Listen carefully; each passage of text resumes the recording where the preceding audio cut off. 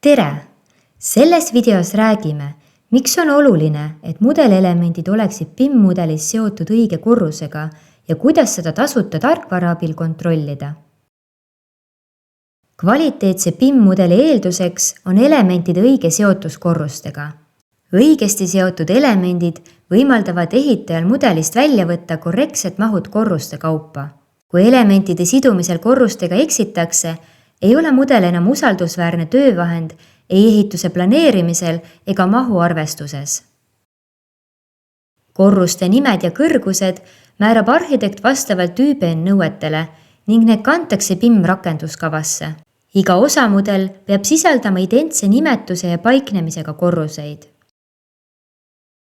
Modelleerimisel peaks järgima ehitamise loogikat, ehk ühe korruse koosseisu peaks kuuluma kõik mudeli elemendid, alates vahelae kandva osa alumisest pinnast kuni järgmise korruse vahelae kandva osa alumise pinnani.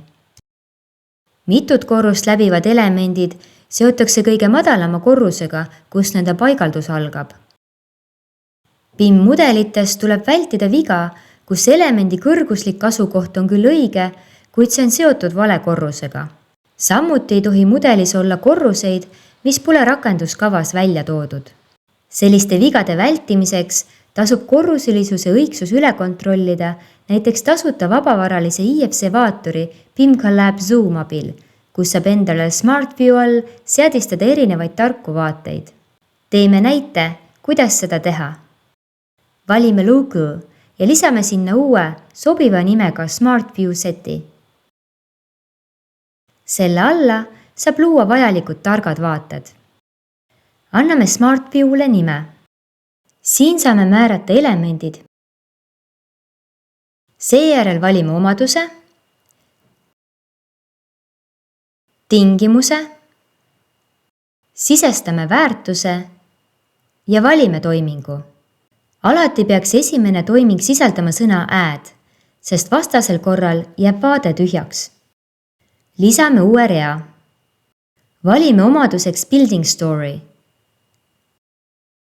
Tingimuseks is defined ja toiminguks autocolor. Nii kuvatakse iga korrus oma värviga. Enne salvestamist on võimalik kontrollida, kas loodud reeglid toimivad. Loodud tark vaade on leitav edaspidi siin ja kui sellel klikata 2 korda, kuvatakse elemendid vastavalt korrustele erinevate värvidega. Värvide legendi abil saab korruseid valida ka ükshaaval, mis võimaldab lihtsasti kontrollida, kas elemendid on seotud õige korrusega.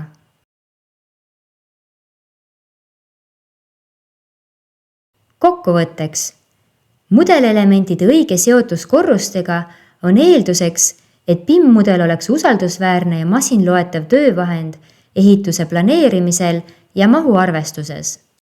Seetõttu tasub enne IFC väljastamist korrusilisus kindlasti üle kontrollida. Aitäh vaatamast! Tutvuge ka meie teiste ÜBN teemaliste videotega ning andke kommentaarides teada, milliseid teemasid võiksime edaspidi käsitleda.